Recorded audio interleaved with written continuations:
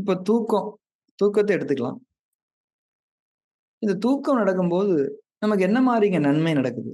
உடல் அடிப்படையில நம்ம ஃப்ரெஷ்ஷா ஃபீல் பண்றோம். மன அடிப்படையில என்ன மாதிரியான நன்மைகள் நடக்குது? அத நம்ம எப்படி அனுபவபூர்வமா தெரிஞ்சுக்கிறது? அப்படிங்கிறதுக்கு ஒரு சிறிய ஒரு விளக்கத்தை, ஒரு வழிகாட்டலை நான் இப்போது உங்களோடு பகிர்ந்து கொள்கின்றேன். இப்ப நம்ம தூங்குறோம். தூங்கும்போது நமக்கு கனவுகள் வருகின்றன. எல்லாருக்குமே கனவுகள் வந்துரும். இந்த கனவுகள்ல 2 வகை. ஒண்ணு நல்ல கனவு, இன்னொன்னு கெட்ட கனவு. நல்லா நீங்க கவனிச்சு பார்த்தீங்கன்னா, நல்ல கனவுகள் வந்தா, நம்ம தூக்கம் டிஸ்டர்ப் ஆகுறதில்ல. நம்ம தூக்கம் டிஸ்டர்ப்டு ஆகுற மாரியான ஃபீல் நமக்கு வர்றதில்ல. இது எல்லாருமே அனுபவிச்சிருப்பீங்க தானே? ரைட்?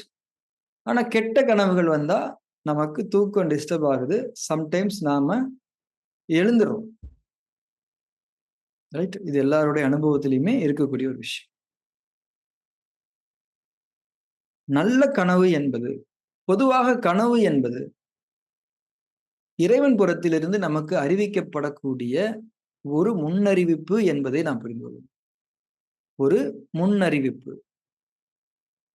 பிரபஞ்ச சக்திகள் நமக்குள்ள தூக்க நேரத்துல அதிகமாக பாய்வதனால் நமக்கு மன அடிப்படையில் என்ன மாதிரியான நன்மைகள் நடக்கிறது என்பதை பற்றி நாம் இப்போது பேசிக் கொண்டிருக்கின்றோம். நம்ம தூங்கும்போது நமக்கு வரக்கூடிய கனவுகள் என்பது நம்முடைய படைப்பாளனிடமிருந்து நமக்கு அறிவிக்கப்படக்கூடிய முன்னறிவிப்பு என்பதை நாம் புரிந்து கொள்வோம். நல்ல கனவு வருது. முன்னறிவிப்பு. உங்களுக்கு நன்மைகள் பிற்படுத்தப்பட்டிருக்கின்றது. நாளைக்கோ, அடுத்த வாரமோ, அடுத்த மாசமோ, அடுத்த வருஷமோ உங்களுக்கு நன்மைகள் பிற்படுத்தப்பட்டிருக்கின்றது. ரொம்ப சந்தோஷம். இறைவனுக்கு நன்றி செலுத்துங்க. அத விட முக்கியமான விஷயம், அந்த நன்மைகள நீங்க தவற விட்டுறக்கூடிய தன்மையில எந்த தப்பும் செஞ்சிராதீங்க. நல்ல கனவு வந்துருச்சுன்னா என்ன அர்த்தம்? எப்படி நம்ம அத இன்டர்பிரட் பண்ணிக்கணும்? நமக்கு நன்மைகள் காத்திருக்கின்றது. அந்த நன்மைகள் நமக்கு பிற்படுத்தப்பட்டிருக்கின்றது. இறைவன் அதனை வாக்காக நமக்கு அறிவிக்கின்றான். இன்றிலிருந்து இந்த நல்ல கனவுகளை நாம் கண்ட இந்த க்ஷணத்திலிருந்து நாம் நன்மையான வழியில், இறை வழியில், இறை பொருத்தத்தில் நம்முடைய வாழ்க்கையை பிறழாமல் அமைத்துக் கொள்ள வேண்டும்.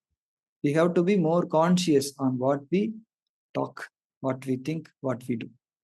நம்முடைய எண்ணங்களில், செயல்களில், பேச்சுக்களில், நடத்தைகளில் நாம் கூடுதல் கவனத்தை, விழிப்புணர்வை மேற்கொள்ள வேண்டும். அதில் மனதின் சமநிலை தன்மையை நாம் பேணிக்கொள்ள வேண்டும். இறைவன் நமக்கு முன்னறிவிப்பாக அறிவித்திருக்கக்கூடிய நன்மைகளை நாம் நம்முடைய தவறான எண்ணங்கள், பேச்சுக்கள், நடத்தைகளை கொண்டு நாம் அவைகளை தவற விட்டுவிடக் கூடாது என்பது அந்த முன்னறிவிப்பின் மூலம் நாம் விளங்கிக் கொள்ள வேண்டிய ஒரு புரிதல், ஒரு ஞானம் என்பதை நாம் இப்போது நினைவூட்டிக் கொள்ளும். கிளியர்? இப்ப கெட்ட கனவு வந்துருச்சு. கெட்ட கனவு வந்துருச்சு. இது ஒரு முன்னறிவிப்பு. கன்ஃபார்மா உங்களுக்கு அது கொடுக்கப்படும் அப்படின்னு சொல்லல. கொடுக்கப்படுவதற்கு வாய்ப்பு இருக்கிறது. நன்மைகள் கொடுக்கப்படுவதற்கு வாய்ப்பு இருக்கிறது. நல்ல கனவுகள். அத நீங்க அடைந்து கொள்ள வேண்டும். நீங்கள் எப்படி நடந்து கொள்கிறீர்களோ அதை பொறுத்து. அதே போல கெட்ட கனவுகள் வரும்போதும் அது ஒரு முன்னறிவிப்பு. இந்த மாதிரியான விஷயங்கள் நடக்க வாய்ப்பு இருக்குது. நீங்க இப்பயிலிருந்து கொஞ்சம் உங்கள திருத்திக்கங்க. உங்களுடைய தவறுகளை உணர்ந்து கொண்டு நீங்கள் திருத்திக் கொள்ளுங்கள். உணர்வு பெறுங்கள். உணர்ச்சிகளிலிருந்து விடுபட்டு விடுங்கள். நாளை நடக்கப் போகக்கூடிய அந்த தீமையிலிருந்து உங்களை காத்துக் கொள்வதற்கு இறைவன் புறத்திலிருந்து ஒரு வாய்ப்பு இந்த முன்னறிவு. நம்ம ஏற்கனவே சொன்னோம். கெட்ட கனவு வந்தா நாம தூக்கம் டிஸ்டர்ப் ஆயிடும். சம்டைம்ஸ் எழுந்துருவோம் அப்படின்னு. கெட்ட கனவு வந்தா எழுந்துருங்க. எந்திரிச்சு உட்காருங்க.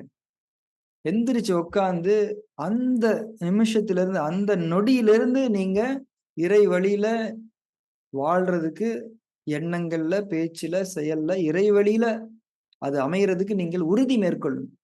அந்த நேரத்தில் அந்த உறுதியை மேற்கொள்வது என்பது இறைவனிடம் மன்னிப்பு கோருவதாகும். இது எவ்வளவு நல்ல விஷயம் இல்ல? அந்த பக்கம் போனீங்கன்னா பெரிய ஆபத்து இருக்கு. கொஞ்சம் கவனம் கொள்ளுங்கள். வேற பக்கமா போயிருங்க. இல்ல கவனமா அந்த இடத்த கிராஸ் பண்ணி போங்கன்னு யாராவது ஒருத்தர் சொன்னாங்கன்னா, எவ்வளவு பெரிய ஹெல்ப் இல்ல நமக்கு. எவ்வளவு பெரிய உதவி தானே நமக்கு.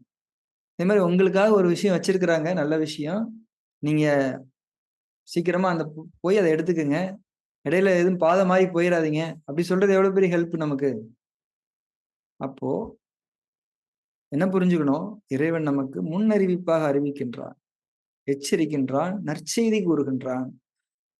2 செய்தி வந்தாலுமே நாம நன்மைகளில் பக்கம் நெருங்கி இருக்க வேண்டும். நம்முடைய மனதை சமநிலை தன்மையில் வைத்து நாம் நம்முடைய வாழ்க்கையை வாழ்த்துக் கொள்ள வேண்டும். அப்ப கனவுகள் என்பது பிரபஞ்ச சக்தி, பிரபஞ்ச உயிர்க்கூறுகள் நமக்குள்ளே கிரகிக்கப்படுவதனால் நமக்கு வரக்கூடிய ஒரு நன்மை, ஒரு முன்னறிவிப்பு என்பதை நாம் அறிவோம். இப்ப பிரபஞ்ச சக்திகள்னால நமக்கு கிடைக்கக்கூடிய மன அளவிலான நன்மைகளுக்கான ஒரு சான்று. ரைட்?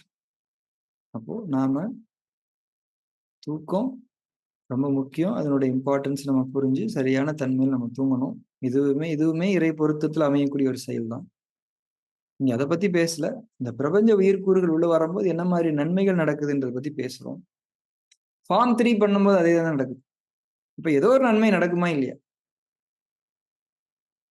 நிச்சயமாக நடக்கும். ஏனென்றால் உங்களுடைய மனம் 2ன் அடுக்குகளில் இருக்கக்கூடிய கெட்ட பதிவுகள் எல்லாம் பலமிழந்து போகும்போது, உங்கள் மனதின் அடுக்குகளில் இருக்கக்கூடிய நல்ல பதிவுகள் எல்லாம் பலம் பெற்று மேலோங்க முடியும். நல்ல பதிவுகள் உங்களை நல்ல செயல்களை செய்ய வைக்கும். நல்ல செயல்களுக்கான கூலி நன்மை. இது இறைவனுடைய வாக்கு. நன்மை என்பது அங்கே உங்களுக்கு உறுதியளிக்கப்பட்டு விட்டது. எப்போ கெட்ட பதிவுகள் பலமிழந்து போகிறதோ, அப்போதே நன்மை உங்களுக்கு உறுதியளிக்கப்பட்டு விட்டது.